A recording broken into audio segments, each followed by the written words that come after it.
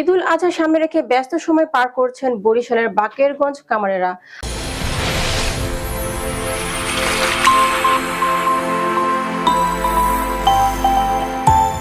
আর কিছুদিন পরেই কোরবানির ঈদ। এই ঈদের অন্যতম কাজ হচ্ছে পশু কোরবানি করা। ঈদুল আজহাকে সামনে রেখে পশু জবের সরঞ্জাম প্রস্তুতি ব্যস্ত সময় পার করছেন বাকেরগঞ্জ কামার শিল্পের কারিগররা।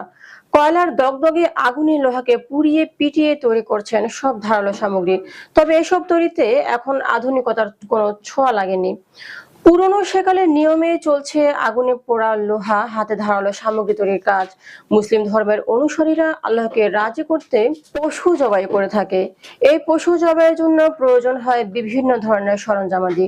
মাংস কাটা ও কোরবানির পশু জবাই করার বিভিন্ন ধাপে ছুরি, দা, চাপাতি এসব ব্যবহার করা হয়।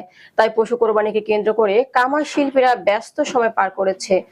দগদগে আগুন, গরম লোহা পিটাপিটিতে মুখর হয়ে উঠেছে বরিশাল জেলার বাকেরগঞ্জ উপজেলার বিভিন্ন কামারপল্লীগুলো। প্রস্তুত করছেন জবাই সামগ্রী। সোমবার ২ জুন বিভিন্ন কামারের দোকান পরিদর্শন করে দেখা যায় প্রতি বছরের মতো এবছর বিক্রি কম বলে জানায় কামারেরা। ছুরির আকার ভেদে ১০০ থেকে ১৫০ টাকা পর্যন্ত বিক্রি হয়।